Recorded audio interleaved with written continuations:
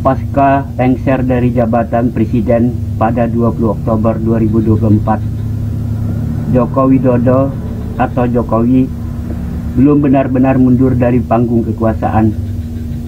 Justru anak sulungnya Gibran Rakabuming Raka kini telah menduduki kursi Wakil Presiden Republik Indonesia mendampingi Presiden Prabowo. Tapi kemenangan itu justru menimbulkan gelombang kritik. Dari dugaan nepotisme hukum hingga tekanan dari purnawirawan TNI, warisan politik Jokowi ini berada di ujung tanduk. Apakah dinasti politik Jokowi akan bertahan atau justru runtuh di tengah badai moral dan hukum yang ia ciptakan sendiri? Mari kita bahas dengan jujur dan tajam di channel ini. Assalamualaikum warahmatullahi wabarakatuh. Bertemu lagi di Pak D Channel. Semua berawal dari satu putusan Mahkamah Konstitusi yang mengubah sejarah demokrasi Indonesia. Putusan MK nomor 90/PUUU/21/2023 menyatakan bahwa seseorang di bawah usia 40 tahun boleh mencalonkan diri sebagai presiden atau wakil presiden asalkan pernah menjabat sebagai kepala daerah. Dan siapa satu-satunya tokoh yang cocok dengan kriteria itu? Ya, Gibran Rakabuming Raka, Wali Kota Solo, anak sulung Jokowi. Lebih mengejutkan lagi, Ketua Mahkamah Konstitusi saat itu adalah Anwar Usman, yang tidak lain adalah paman Gibran sendiri. Akibat tekanan publik, Anwar Usman dicopot dari jabatannya oleh Majelis Kehormatan MK karena melanggar kode etik berat. Tapi putusannya tetap berlaku dan Gibran pun melenggang menuju wakil presiden. Inilah yang disebut para pengamat sebagai puncak nepotisme konstitusi, ketika hukum dijadikan alat untuk melegitimasi kepentingan keluarga. Selama menjabat sebagai presiden, Jokowi telah menempatkan orang-orang dekatnya dan keluarganya dalam berbagai posisi strategis. Gibran jadi wali kota Solo, menantu Jokowi, Bobi Nasution, jadi wali kota Medan. Bahkan adik iparnya Anwar Usman memimpin Mahkamah Konstitusi. Ini bukan lagi kebetulan, ini adalah pola.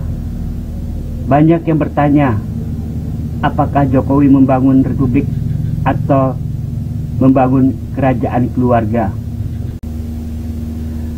Prabowo Gibran memang menang Pilpres 2024. Tapi kemenangan itu penuh cacat moral. Rakyat mulai kehilangan kepercayaan terhadap proses demokrasi.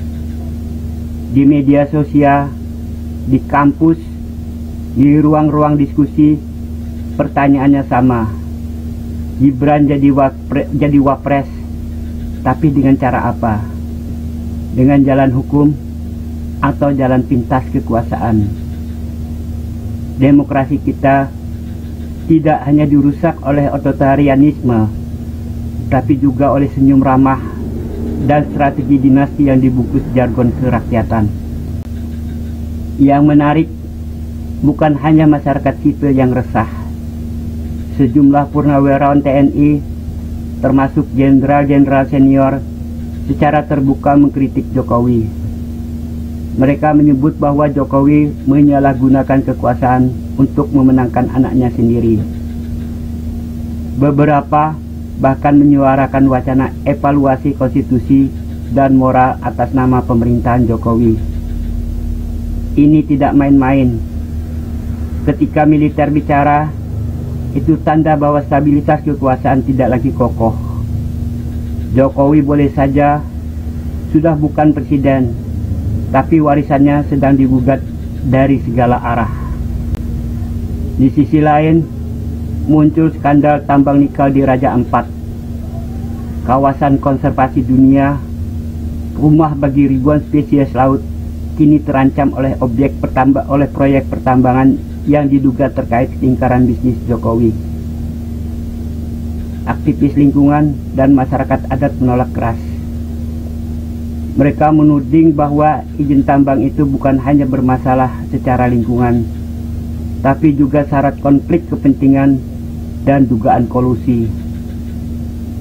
Proyek ini dicurigai sebagai bagian dari harta pensiun politik, usaha mengamankan sumber daya ekonomi keluarga lewat bisnis tambang.